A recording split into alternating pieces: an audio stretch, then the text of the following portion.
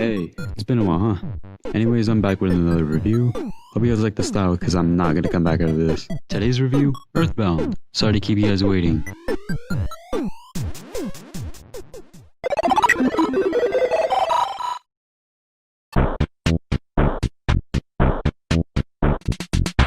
Earthbound is a masterpiece of a game. Play as a boy named Ness, or whatever you want to name him, and it's your job to stop Gygas from destroying the world in the future, just because B told you to.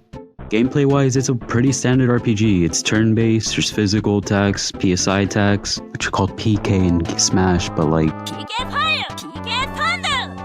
we don't talk about that. Anyways, there's LSD trips happening in the background, bosses, pretty standard RPG stuff. Gameplay isn't what makes the game special though, it's kind of everything else. Why don't I start naming a few things that make this game great?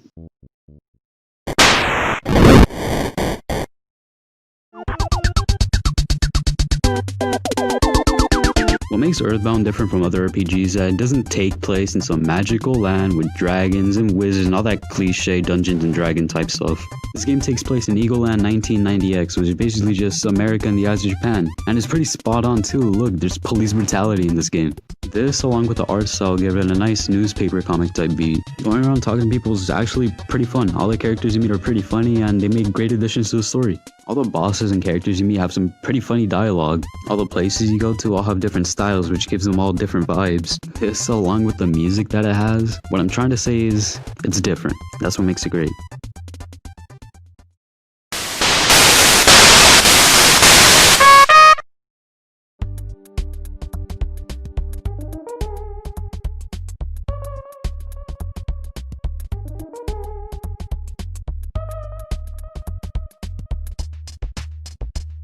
As great as the game is though, I do have some things to complain about, so let's get on to that.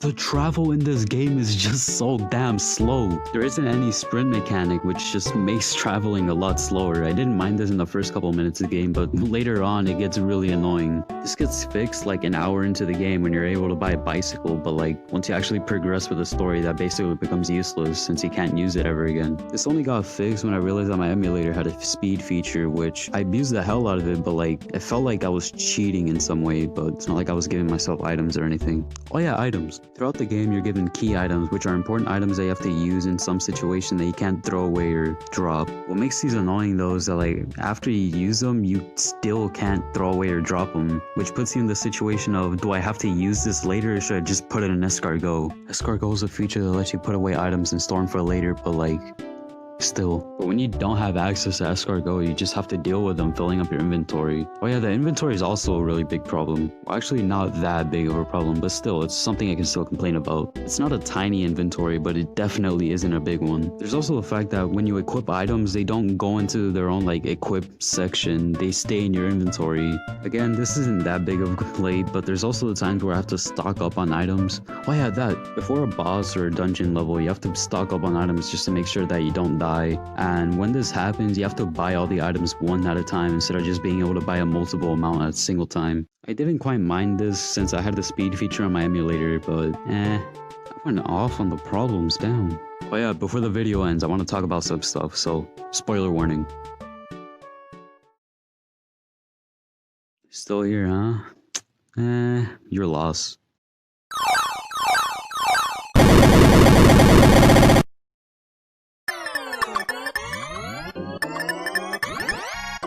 Remember the Runaway 5? How they got in debt twice? First time's understandable. You sell out, now you're $100,000 in debt to your manager. But the second time, you sell out again, and now you owe $1 million to your manager?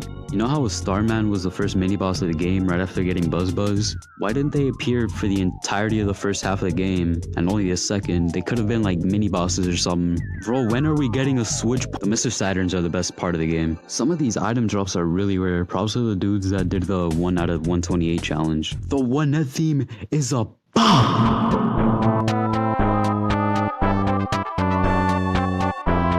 Porky or Pokey's a bitch. I wish I could have stayed in the sanctuaries forever, but I had to continue on with the story. Bro, Gygus? I remember seeing him on YouTube a long time ago and it really made me uncomfortable watching it. Like all the sounds playing and the music, especially the final phase. Like bro, look at this. That's all I have to say. Thanks.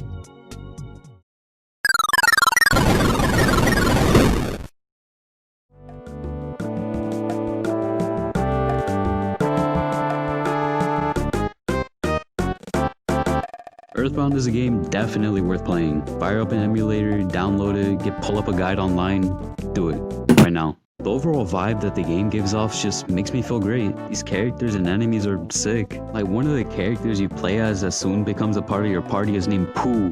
Pooh. Some of these cons can really get annoying sometimes, but it's an SNES game. You can just deal with it and probably ignore it. I'm excited with another review. Because of school, I'll probably be going on another year-long break. See ya.